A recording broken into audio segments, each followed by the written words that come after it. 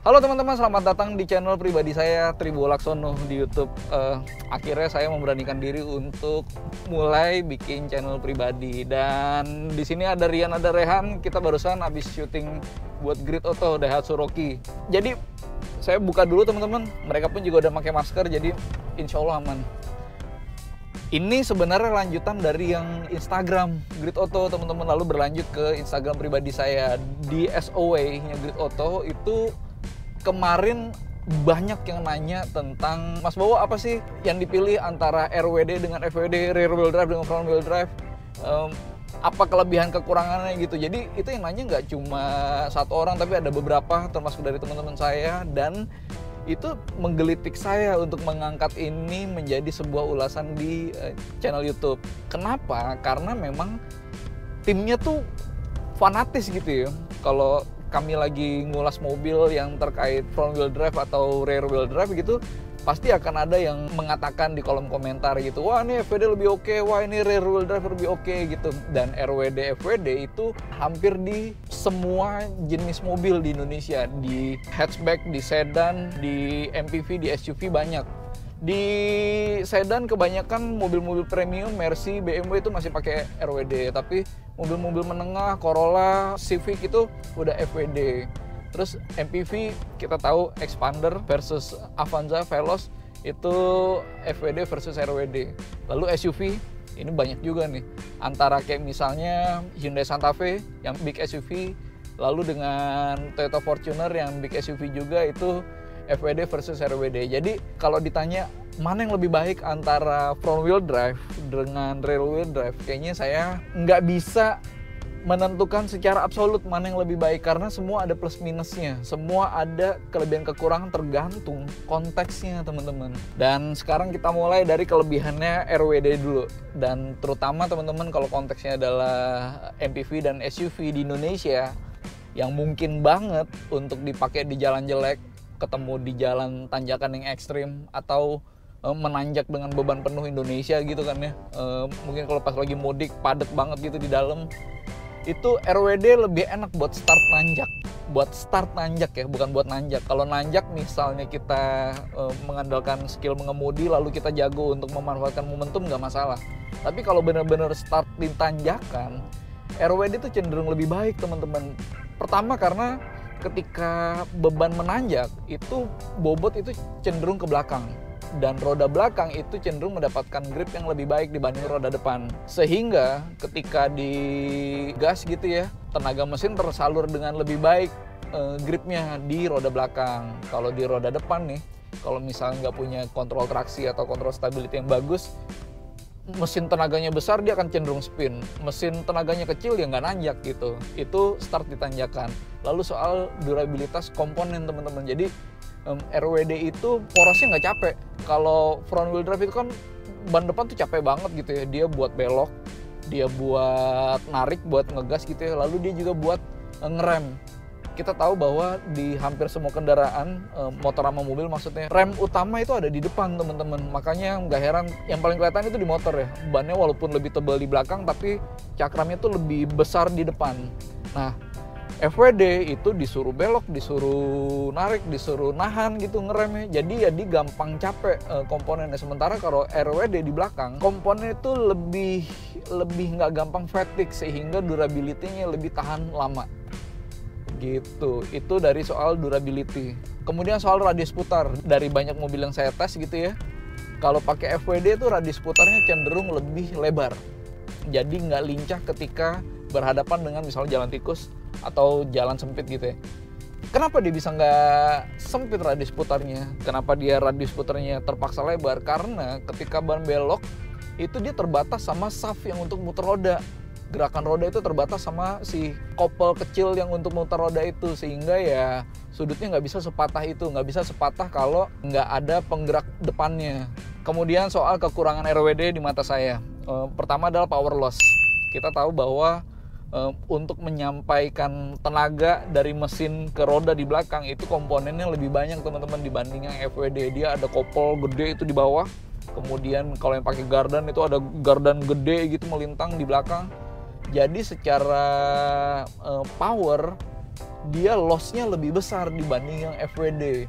Buat mobil yang udah 500 dk, 300 dk deh ke atas gitu mungkin nggak terlalu terasa gitu ya. Tapi kalau mobil yang 100 dk-an gitu, lalu dipotong sama gardam gitu-gitu akan lama-lama berasa juga ya. Sehingga power loss itu berpengaruh ke banyak hal. Ke akselerasi dia cenderung lebih pelan, kemudian di efisiensi dia cenderung lebih boros. Kalaupun nggak disebut boros, dia nggak seirit yang FWD di luar bahan bakar. Kemudian kita tahu juga ada kopel di bawah, ada benda bergerak.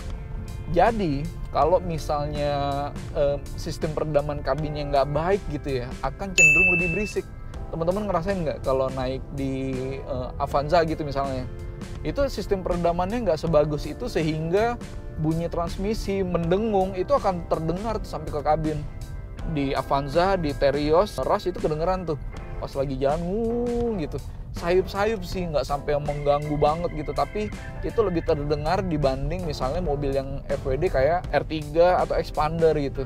Jadi ya soal kenyamanan, RWD itu cenderung nggak sebaik FWD.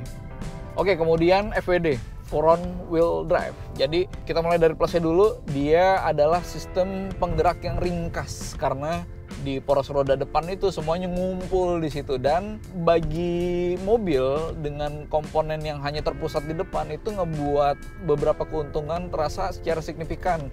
Pertama, dia power loss-nya lebih sedikit, kemudian bobotnya teman-teman itu cenderung lebih enteng.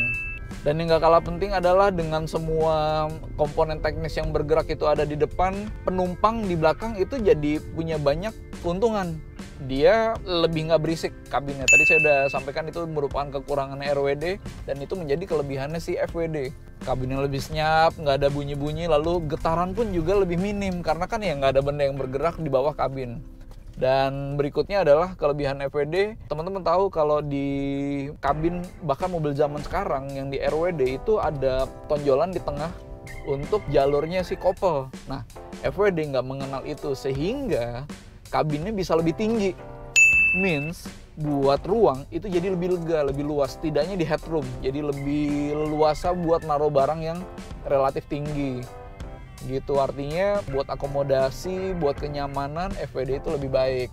Tapi ya itu dia kekurangan FWD. Kita tahu bahwa kalau misalnya ketemu light off-road, saya nggak nyebut off-road berat ya, karena kalau off-road berat mendingan pakai all wheel drive atau four wheel drive sekalian. Tapi kalau pilihannya adalah F dengan R, FWD itu lebih struggle untuk medan off-road terutama yang menanjak di jalan licin, apalagi dengan beban penuh. Nah itu dia tuh. RWD tuh Avanza kayaknya secara alami ketemu jalan jelek dia lebih berdaya gitu ya dibanding kalau FWD siapapun, Mobilio, Expander, R3 itu kayak berusaha gitu, apalagi kalau start tenaga mesinnya kuat pun juga masih bisa spin karena bobot kan pindah ke belakang. Ya itu dia masalah alaminya si FWD. Kemudian komponennya juga cepet capek, jadi ya lebih gampang bunyi-bunyi. Saya pakai Nissan Grand Livina pribadi dan itu mobil gampang banget untuk bunyi gluduk-gluduk komponen kaki-kakinya. Jadi ya itu masalah khasnya sih soal durability kaki-kaki yang nggak seawet RWD.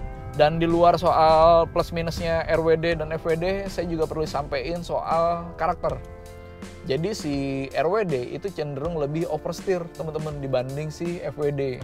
FWD itu cenderung lebih understeer. Kalau saya sih sukanya yang oversteer, kayaknya lebih enak gitu ya kalau buat manuver di kecepatan lebih tinggi gitu. RWD itu kayak lebih bebas dengan karakter oversteernya, cenderung oversteer tepatnya. Gitu sih. Dan fakta juga yang perlu saya sampaikan adalah oke, bener bahwa ada banyak komen-komen di beberapa videonya Grid Auto, terutama Expander, Veloz gitu banyak tuh tim FWD sama tim RWD, atau SUV, tim Fortuner, atau kayak model kayak Santa Fe gitu yang front wheel drive gitu ya. Banyak yang bilang soal kelebihannya masing-masing, tapi yang perlu saya sampaikan adalah saat ini teman-teman, mobil di Indonesia itu banyak juga yang FWD asli. Toyota gitu ya. Toyota salah satu pabrikan yang menurut saya range-nya paling lebar di Indonesia. Dia ada yang paling murah macam LCGC sampai ada yang mahal banget kayak misalnya Toyota Alphard gitu yang ada dalam otak saya saat ini. Dan kalau dibandingin nih di semua mobil Toyota yang ada di Indonesia, mobil ya, bukan komersil kayak Dyna gitu misalnya, mobil dari hatchback, sedannya, terus SUV-nya, MPV-nya, itu FWD lebih banyak teman-teman. Sehingga saya bisa bilang oke, bahwa RWD ada kelebihannya juga, dan Toyota sebagai APM tahu itu. Cuma dalam risetnya mereka nih, mestinya bisa disebutkan, bisa disimpulkan bahwa FWD itu lebih cocok dengan kebanyakan konsumen yang ada di Indonesia saat ini. Saya bilang lebih cocok ya, belum tentu lebih baik. Kayak misalnya SUV Corolla Cross, Agya, bahkan Alphard pun juga FWD kan. Itu Toyota lebih banyak mengambil kelebihan-kelebihannya FWD untuk ditaruh di produk-produknya dibanding kelebihan-kelebihannya RWD.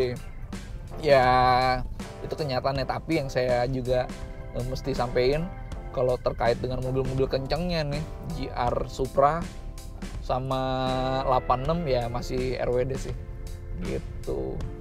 Itu teman-teman dari saya terkait sistem penggerak mobil two wheel drive, front wheel drive dengan rear wheel drive. Mungkin di video berikutnya kalau teman-teman ada yang pengen dibahas, yang pengen saya bahas, silakan tulis di kolom komen. Terima kasih sudah menonton dan sampai ketemu di video berikutnya.